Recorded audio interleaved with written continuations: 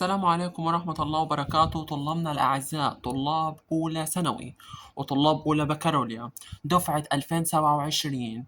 النهاردة بإذن الله هنشرح معكم قاعدة مهمة جدا وسهلة بإذن الله، قاعدة الماضي المستمر The past continuous. نبدأ بسم الله، توكلنا على الله، يا رب سهل لنا الصعب. قبل ما نبدأ، لو أول مرة تشوفني اشترك في القناة وفعل زر الجرس عشان يوصلك كل فيديوهاتنا القادمة بإذن الله، وشير الفيديو لأصحابك عشان تكسب ثواب. نبدأ بسم الله زي ما شرحنا لك في الفيديو السابق، قاعدة الباست سيمبل الماضي البسيط بكل تركاتها وحركاتها. النهاردة بإذن الله هنشرح معاكم الباست كونتينيوس الماضي المستمر. أي زمن يا سنة أولى عشان نبقوا متفقين لازم يبقى فيه شكل تكوين واستخدام وظيفة. تعال نبدأ. أي زمن لازم يبقى فيه حاجة اسمها المعلوم، وقلناها المرة اللي فاتت في زمن الماضي البسيط إن المعلوم لازم الجملة الطبيعية اللي بتحتوي أو بتبدأ بفاعل وبعدين الفعل وبعدين المفعول. تمام تمام. في قاعدة ثابتة سنة أولى عايزك تعرفها.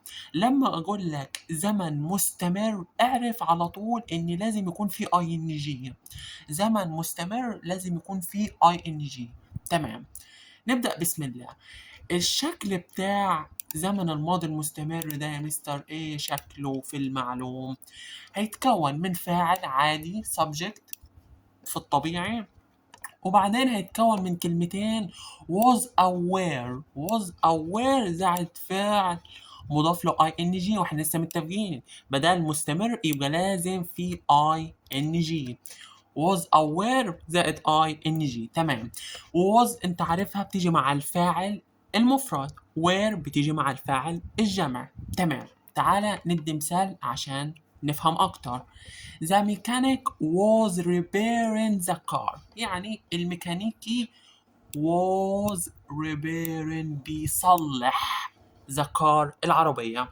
فهنا الميكانيكي ده بيساوي هي يعني مفرد، فخدت معاه was و ing repairing the car.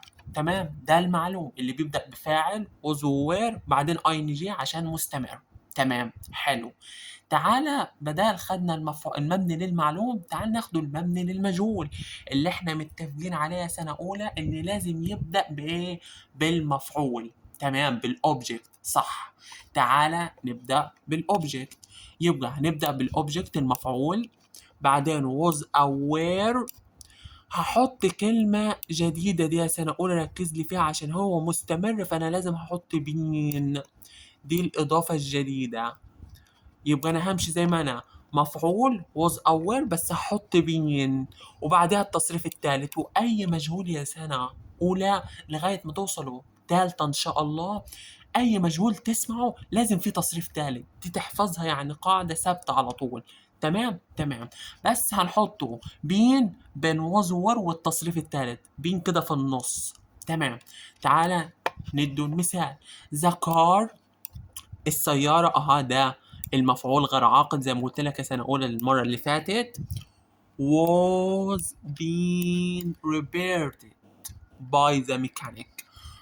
السيارة تم تصليحها أو كانت تصلح من قبل الميكانيكي. وقلت لك يا سنة أولى حتة تاني عشان تعرف إن الجملة دي مبنية للمجهول، by وضمير فاعل أو مفعول by the mechanic بواسطة الميكانيكي. تمام تمام. لما تشوف باي وبعدها ضمير فاعل شخص يعني يبقى جملة على طول مبنية للمجهول.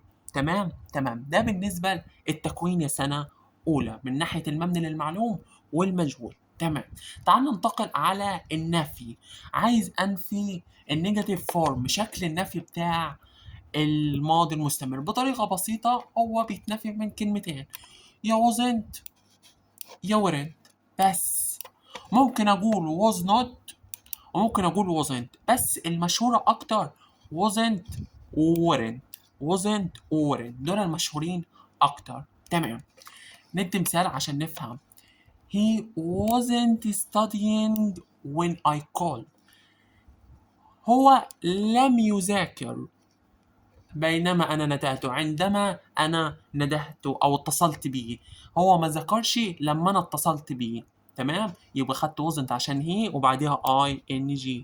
المثال التاني they weren't playing football yesterday. هما لم يلعبوا كرة قدم امبارح، بس المثال ده ناقص evening، اللي هو ما لعبوش كرة قدم امبارح الأمس. تمام تمام، يبقى wasn't أو weren't ده في النفي، وبيجي بعدهم الفعل مضاف له ing. النفي بتاعه سهل سنة أولى. تمام، تعال ندخل على الكويستشن، السؤال. والسؤال لسنة أولى لازم يبدأ ب was aware، ودول ترجمتهم بإيه؟ بهل. ترجمتهم عشان في الترجمة تعرفها was aware، وبعدين subject، وبعدين الفعل مضاف له ing. ما احنا متفقين ان ده زمن مستمر لازم يبقى فيه ing. تمام، يبقى بمعنى هل was aware هترجمه بمعنى هل. تعالى ناخد مثال. was I listening يعني معناها هل أنا رقصت. she was she reading هل هي تقرأ. were they playing هل أنتم تلعبون. were you singing اللي هو هل أنتم بتغنوا. singing يعني معناها الغنى. تمام تمام، يبقى التكوين ده المهم في السؤال اعرفه. was aware فاعل ing، فعل مضاف له ing. تمام تمام، الكلام حلو. وكمان يا سنة أولى أعطيك إكزامبل كتير. ابقى اقراهم أنت هتفهم القاعدة. was فاعل ing، اقراهم في البيت عشان تاخد خلفية أكتر. تمام، ده بالنسبة للشكل بتاع السؤال. ماشي، تعال هننتقل على الاستخدام. قبل ما ننتقل على الاستخدام يا سنة أولى هنروح على الكلمات الدالة. الكلمات الدالة عشان ايه الزمن ده، ايه الكلمات اللي انا اشوفها خلاص اعرف الزمن ده على طول. عندك while بينما، when، as، at that moment all day yesterday. وخد بالك يا سنة أولى، وعندك just as و all day yesterday. أي all تشوف بعدها مدة يعني all night all day مستمر. كلمة all دي وكلمة تانية سنة أولى عرفوها، كلمة still اللي هي معناها مازال، اللي هي still. still لما تشوفها برضي الجملة على طول مستمر. تمام تمام، وناو وكلمة ناو برضه من الكلمات الزال، وات ذا مومنت برضه. دي كلها الكلمات أشهر الكلمات. تمام، تعال ندخلوا على الاستخدام. أول استخدام معانا يا سنة أولى ده بيستخدم للتعبير عن حدث كان مستمر بس في وقت محدد، يعني هيديني وقت. حاجة كنت أنا بعملها بس بستخدمها بس لازم هيديني وقت. تعال نبدأ. بيقولك I was sleeping at midnight يعني أنا كنت نايم في منتصف الليل. الوقت بدل عطاني وقت يبقى was sleeping وعطاني التوقيت، يبقى بدل عطاني توقيت خلاص، وغالبا التوقيت هيبقى بآت وبعدين هيديني التوقيت. اديك مثال تاني، لما اقول لك I was watching TV at 6 o'clock yesterday انا كنت بتفرج على التلفزيون الساعة 6 امبارح. الساعة 6 at 6 o'clock بدل عطاني توقيت احفظها، عطاني توقيت يبقى ايه؟ يبقى مضارع ماضي ماضي مستمر. تمام تمام، ده الحدث ده اول استخدام. الاستخدام الثاني اللي هو to action at the same time اللي هما حدثين في نفس الوقت، وغالبا يا سنة اولى بيبقى الفاعلين مختلفين، يعني حاجتين بيحصلوا في نفس الوقت. تعال ندي مثال عشان نفهم اكتر. while بينما he was cooking I was watching TV. بينما هو كان بيطبخ انا كنت بتفرج على التلفزيون. يبقى دول حاجتين انا كنت بعملهم، هو كان بيطبخ وانا بتفرج على التلفزيون، يبقى دول حاجتين في نفس الوقت بيتعاملوا. اخد مضارع مستمر، ماضي مستمر، سوري ماضي مستمر. تمام، يبقى هنا انت معاك ايه؟ وايل. ووايل سنة أولى دايما بيجي بعدها المستمر. وايل ماضي مستمر، ماضي مستمر ده في حالة التزامن. تمام، ودي مهمة ركزوا عليها. اللي بعديها التقاطع، الانتربت اكشن، اللي هو تقاطع حدثين، الاول بيبقى مستمر والتاني بسيط. يعني انا قاعد اديك مثال، لما اقول لك he was reading when the baby cried، هو كان بيقرا عندما البيبي بكى. فهو كان بيقرا حدث مستمر مستغرق وقت، بعدين البيبي بكى فده قطعه، ده حدث قطع. يبقى في حالة التقاطع باخد ايه؟ ماضي مستمر. في حالة التقاطع باخد ايه؟ ماضي مستمر. تمام تمام. ووين يا سنة أولى عشان تبقوا عارفينها دايما بيجي بعدها الماضي البسيط. ماشي، وين يا سنة أولى بيجي بعدها الماضي ايه؟ البسيط. تمام تمام. وتقاطع حدثين. تمام. الاستخدام رقم 4 ده ما بيجيش كتير يا سنة أولى ومش مهم يعني، بس أنا هقول لك كده إضافة يعني اسمعوا. اللي هو بيتكلم عن وصف الأشياء أو توصف مثلا خلفية الموقف. لما أوصف شيء، لما أقول لك the birds were، مفيش were التانية دي، were signing يعني الطيور بتغني، and the sun was shining والشمس بتشرق. هنا أنا بوصف. ماشي، وده نادرا استخدامه. تمام. ركز لي في الأخير يا سنة أولى وده مهم مهم مهم، اللي هو الانوينج.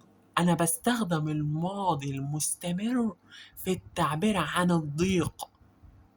عن الضيق ازاي؟ بص التركيبة دي أنا عايزك تذاكرها وتحفظها يا سنة أولى.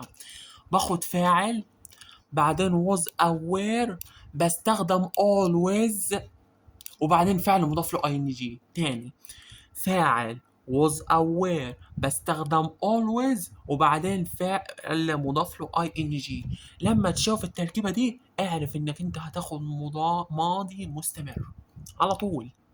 ماشي ماشي. اديك المثال، he was always losing his keys، هو كان متضايق لما خسر او فقد المفاتيح.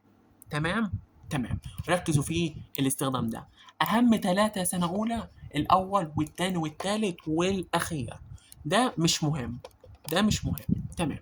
تعال ننتقل بعد ما خلصنا الاستخدام، تعال هننتقل على جزئية تاني. في استثناءات. في استثناءات يا سنة أولى، يعني في شوية استثناءات ما ينفعش اخد فيهم الماضي المستمر. ايه هو؟ في الفيربس اوف ايموشن، افعال اللي هو الحب والكره والعاطفة. اكتبها، لا تستخدم الماضي المستمر للتعبير عن او مع الافعال اللي هي بتاعت الميول والرغبات. زي ايه؟ زي الفعل love.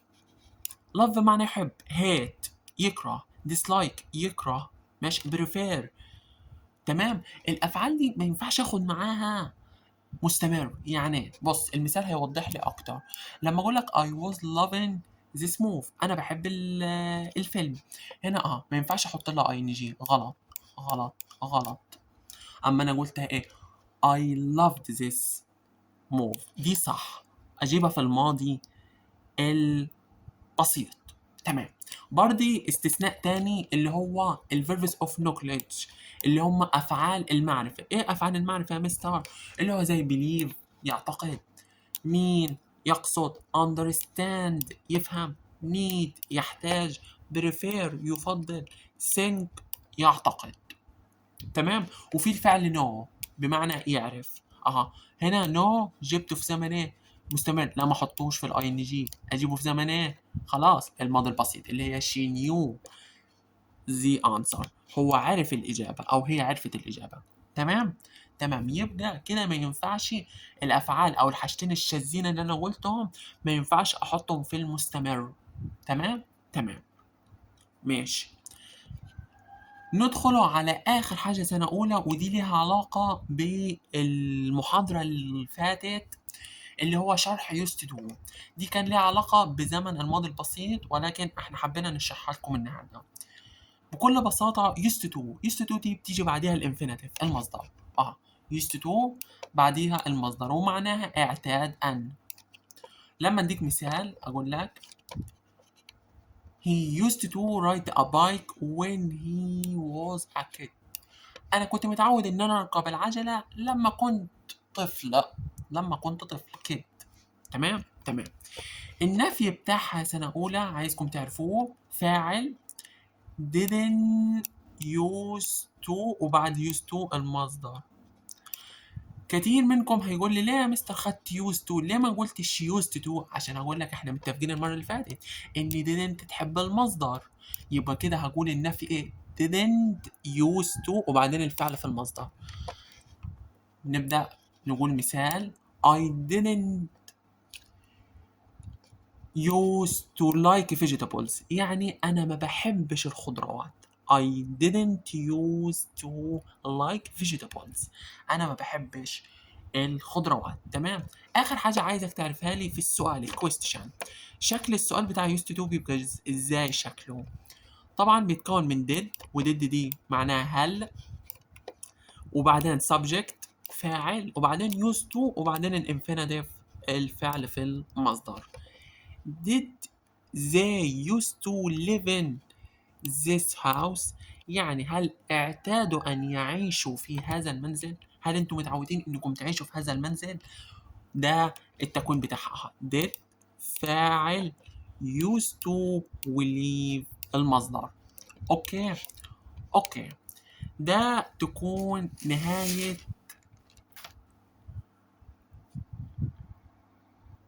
نهاية الدرس. يا رب تكونوا استفدتوا واستمتعتوا معنا، ونكون عند حسن ظنكم، ونكونوا فدناكم حتى لو بمعلومة بسيطة. ولو عجبك الفيديو فما تبخلش علينا بالاشتراك في القناة وفعل زر الجرس تشجيعا لنا عشان نستمر في نشر المزيد بإذن الله إن شاء الله. ولما هينزل كتاب المعاصر بإذن الله هنحل معاكم أسئلة الفكاب وأسئلة الجرامر بإذن الله. بالتوفيق لكم، دمتم في رعاية الله، والسلام عليكم ورحمة الله وبركاته. نلقاكم المحاضرة القادمة على خير. سلام.